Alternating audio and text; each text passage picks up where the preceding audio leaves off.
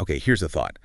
What if the most impactful work in the world isn't happening, at the top, not led by the famous or the highly credentialed people? Hmm. What if it's actually happening right at the grassroots level, powered by people you might just consider, well, ordinary? That really goes against how we usually think about leadership and, well, getting things done, doesn't it?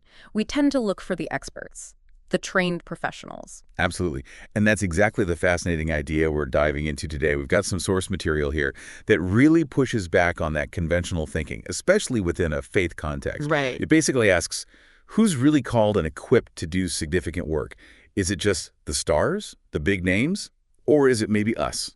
So our mission for this deep dive is to explore this source's argument, and it's a pretty compelling one, for the central role of ordinary people. Yeah. We'll kind of trace a historical journey, looking at maybe a biblical ideal, then how things shifted over time, some surprising turns, and then we'll land on this really powerful modern-day example that the text provides. We want to get right to the heart of what equips people for this kind of work, at least according to this source. And honestly, this isn't just history or theory, is it? No, not at all. It feels like a deeply relevant question for you listening right now. Thinking about your own potential, maybe your role, and what God could possibly do through you. Okay, so let's start where the source starts. It points to a foundational text for this whole idea. Right, it goes straight to the Bible, 1 Corinthians chapter 1, verses 26 through 29. And it's a passage that really flips our usual human hierarchy, kind of on its head. Mm-hmm. It says, "Brothers and sisters, think of what you were when you were called. Not many of you were wise by human standards. Not many were influential. Not many were of noble birth. Okay. But God chose the foolish things of the world to shame the wise. God chose the weak things of the world to shame the strong. God chose the lowly things of this world and the despised things and the things that are not, to nullify the things that are, so that no one may boast before him."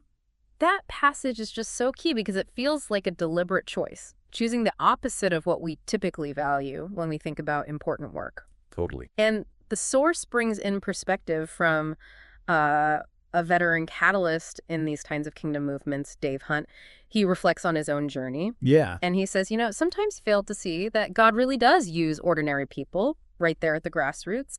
He felt he came from a system that emphasized that effective ministers were the ones who were, well, highly trained. Like seminary degrees, doctorates, that kind of thing. Exactly. Now, it's not saying training isn't valuable. Of course not. Right. But he realized it could sometimes miss where God was actually releasing power, which often was through very ordinary people just being obedient, willing to step out. So it suggests a shift in thinking happened over time, from this idea that the trained professionals had to do it for the regular folks. Mm-hmm. Yeah.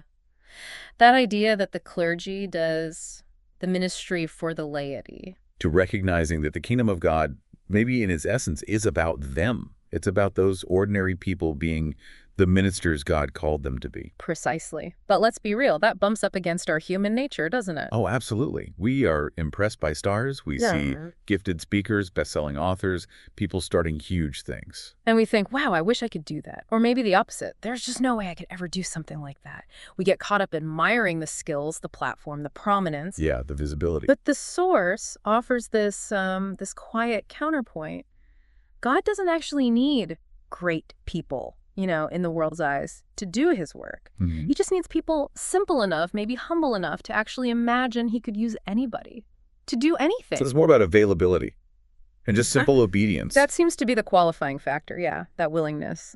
Okay, so to make this more concrete, the source takes us way back in history, late Middle Ages. There's this story about Geert Groot and the communities of the common life. Why is this historical example so important here? It's crucial because it's such a vivid illustration of this exact principle playing out, and on a really large scale.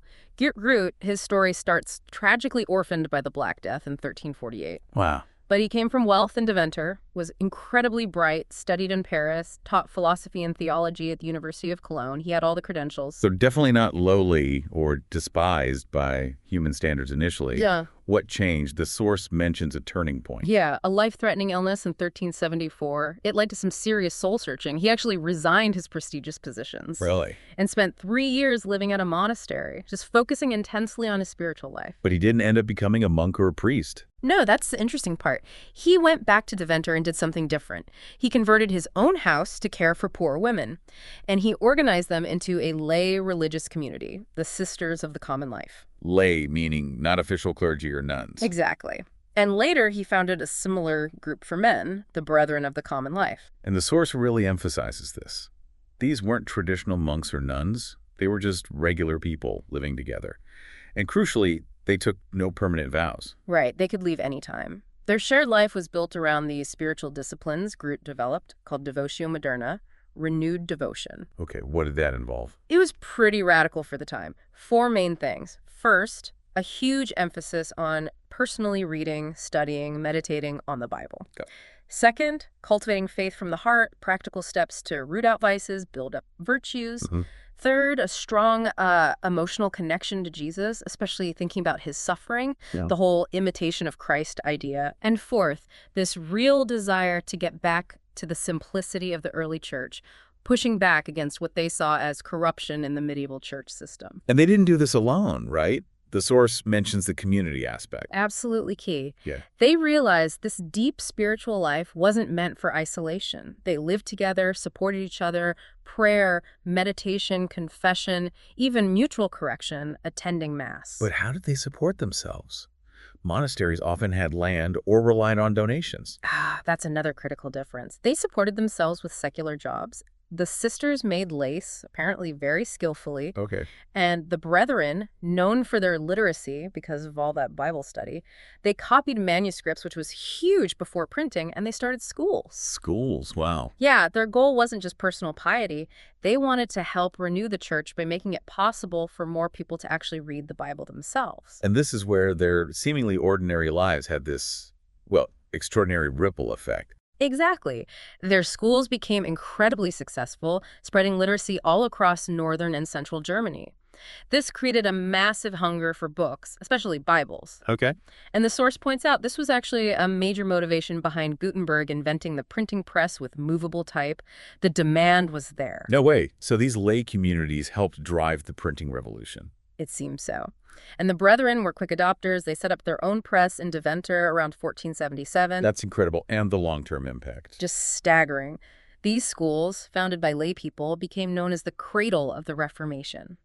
Thinkers like Erasmus, even Martin Luther himself, were educated in schools run by the Brethren of the Common Life. So this huge movement, boosting literacy, pushing printing technology, even laying groundwork for the Reformation, it all stemmed from these communities of, like the source says, normal laymen and laywomen. Just trying to live faithfully, study the Bible, work regular jobs, and yeah, their names are mostly lost to history. Ordinary people.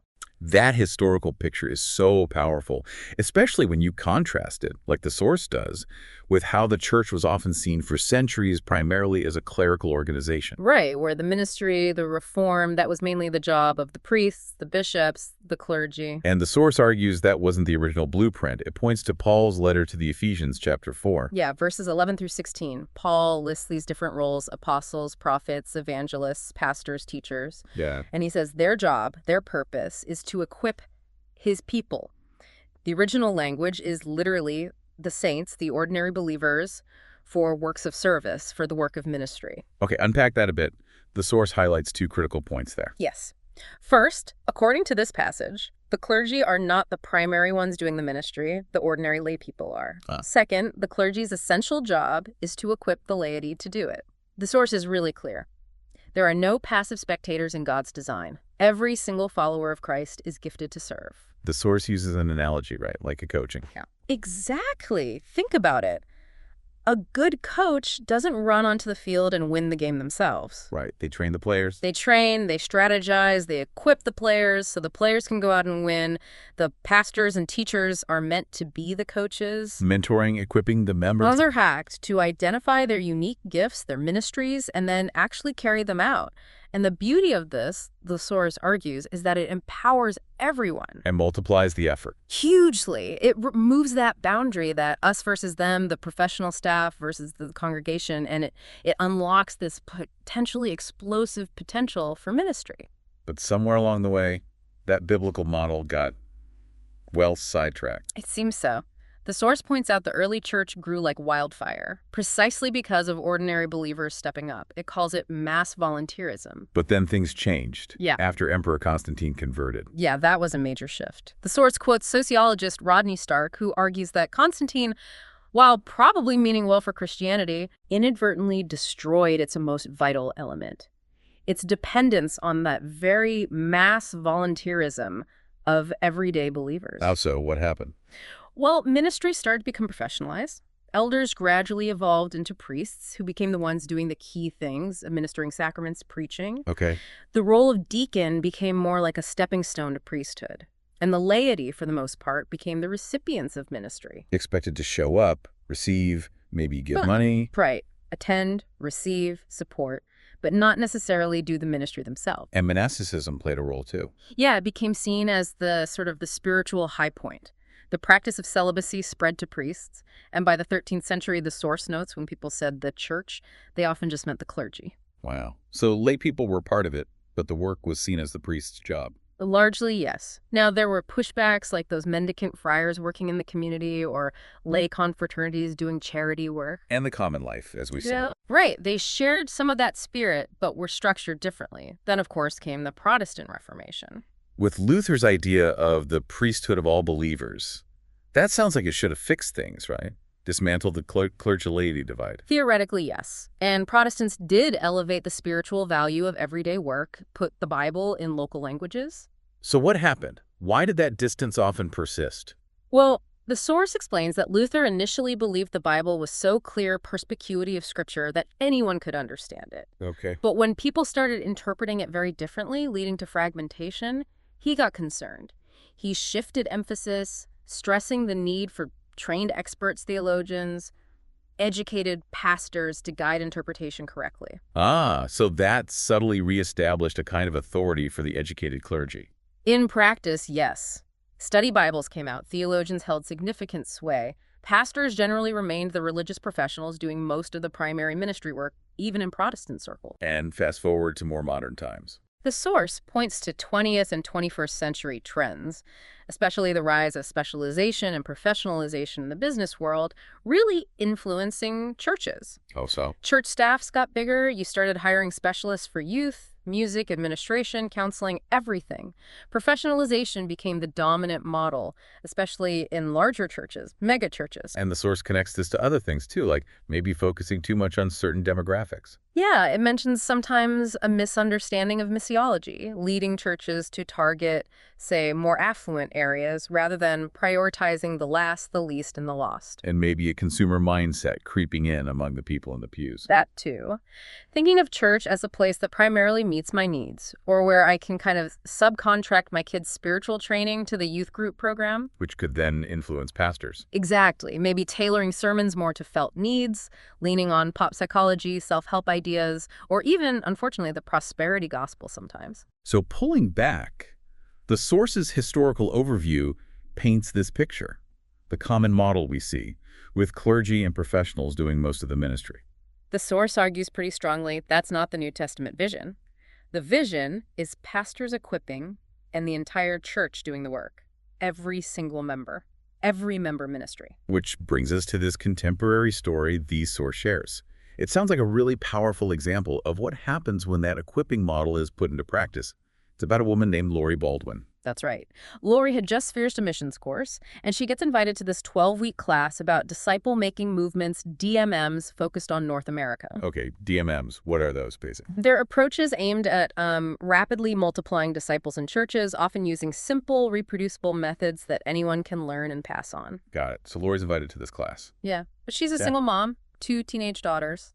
The logistics were tough, the drive, the class time, the homework, it felt pretty daunting. I can imagine. But she was really intrigued by one specific tool used a lot in DMMs, especially in the Global South. something called Discovery Bible Studies, or DBS. Discovery Bible Studies. Okay. So despite the challenges, she decided to go for it. She enrolled. And what was her experience like in the class? She started discovering these biblical principles for engaging people, seeing Jesus himself as the ultimate template for making disciples.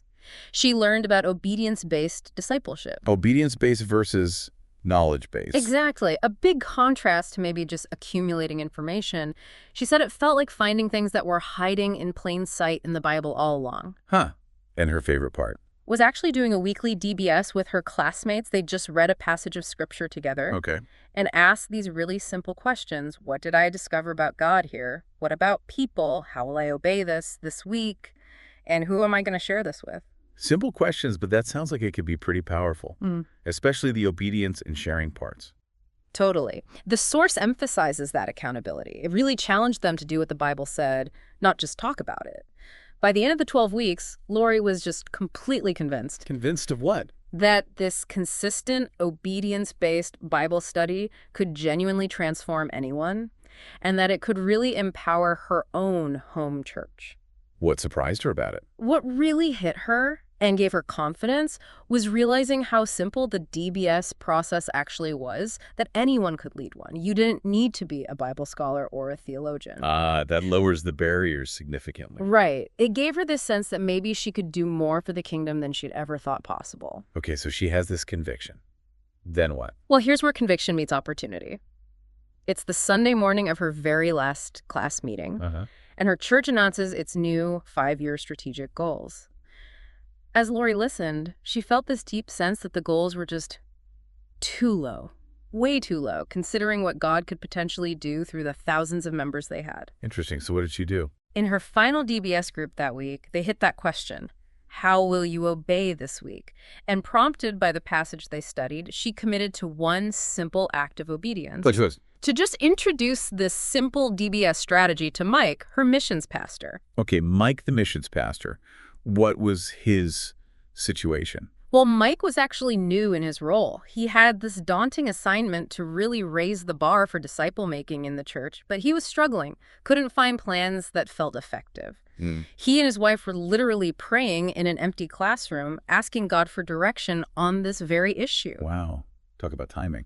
Right. So when Lori comes and shares this Discovery Bible study concept, Mike is immediately intrigued, deeply intrigued. What grabbed him about it? The simplicity, mainly. Right. That focus on obedience statements, reporting back. He saw how it wasn't about a dynamic teacher, but about letting the word itself change people's lives. Makes sense. So did he try it? He did. Very quickly, he decided to launch a class teaching this DBS approach. He was hopeful, but maybe a bit apprehensive. First night, only 15 people showed up. The source kind of describes them as the usual missions junkies, the already committed core. Okay, maybe a bit disappointing on the surface. Could have seemed that way. But then came the surprise. Within the first week, those 15 people didn't just attend the class. No. They went out and started multiple new DBS groups on their own. And those groups started new groups. It just kept multiplying. Multiplying. How much? By the end of the 12 weeks of that initial class, the source says over 100 new groups had sprung up inside the church, all started by those initial 15 people and the ones they reached. Over 100 groups. From 15 people in 12 weeks. That's incredible multiplication. It really is. Now, it's important to clarify, the ultimate goal wasn't just internal groups. It was equipping people for studies outside the church, among people who don't know Christ. Right. Was that happening too? Yes. While the initial explosion was inside, the source is clear that multiplication was also happening among unreached people in their community, in Tennessee, and even beyond. So the church leadership must have noticed this. Oh, yeah. They started realizing that this simple biblical equipping was genuinely working, and not just within their walls. Ordinary people were getting others into the Bible. And the Bible itself was doing the discipling. Exactly, leading people to new levels of maturity. And participants were just naturally inviting friends, neighbors, coworkers, people outside the church context. So it wasn't just a program, it became organic. Very much so. It started reshaping how they thought about disciple-making, both inside and outside the church, spreading into workplaces, schools, coffee shops, you name it. The source lists some specific results, right? Yeah, really remarkable things. Ordinary members facilitating studies outside the church walls, DBS groups forming among victims of human trafficking, one church member using the internet to help disciple 160 people in China, a ministry partner in Haiti adopting these principles, Hmm. leading to 1,500 new local leaders being trained. Wow, that's tangible impact. Absolutely. And the executive pastor at the time is quoted saying something like, "Today, some of the most passionate leaders in our church have emerged from this disciple-making class." It just unleashed all this dormant potential. That's an amazing story. Does the source say what happened next? It does add a kind of a bittersweet postscript. The senior pastor who had supported this eventually passed away, the new pastor who came in. Well, he replaced this organic equipping approach with a more traditional model that he was more familiar with. Ah, okay, so the momentum perhaps shifted within that specific church. It seems so within that church. But despite that later change, the impact of Lori Baldwin's simple act of obedience, just sharing what she'd learned with her pastor, it sparked something truly significant. The ripple effects went further. Definitely. The source mentions other churches and ministries adopted the DMM principles they learned. Scores of new churches were planted in Latin America through connections made, and several of those original 15 participants actually became full-time catalysts, helping spark these kinds of movements elsewhere. So if we bring all these threads together now, the biblical foundation in Corinthians and Ephesians, that powerful historical example of Geert Groot and the lay communities, Yeah, the historical drift away from lay empowerment towards professionalization, right. and then this really compelling modern story of Lori Baldwin and that unexpected multiplication through simple DBS. It paints a pretty consistent picture, doesn't it? The source demonstrates this pattern. God seems to delight in using ordinary people for extraordinary impact. It really throws that contrast into sharp relief. Right. The biblical design, where leaders equip the whole church for ministry, Yeah. versus the historical and modern tendency towards clericalization, professionalization, and sometimes even that consumer mindset, which tends to concentrate the responsibility and the action in the hands of just a few. And the source makes a really strong case, doesn't it? That truly empowering and equipping everyone unlocks a potential for multiplication and transformation. That's just impossible when the work is seen as only for the professionals. It kind of breaks down that artificial us and them barrier. Yeah, it challenges our assumptions about who's qualified, who's capable of doing significant ministry. Shifting the focus, maybe, from external credentials or platform size to internal availability and simple obedience. Wow. This deep dive has really covered a lot of ground. Mm-hmm. Ancient scripture, medieval history, modern movements. It definitely gives you a lot to think about. Mm-hmm. So maybe here's a final thought, something to leave you with as you chew on all this. If ordinary really is God's preferred starting point, like the source suggests, Yeah. what immense potential might be lying dormant right now in communities, maybe even your community, your church, your organization, simply because the significant work is perceived as only being for the experts, the professionals. Mm-hmm. That's a challenging question. And what might change, what could be unleashed if we truly embrace the idea that anyone can be equipped for significant ministry. And then we actually went about equipping them. It's definitely a provocative thought. Suggests the key to maybe greater impact might be simpler and a lot closer to home than we often imagine. Absolutely. Thank you for going on this deep dive with us today.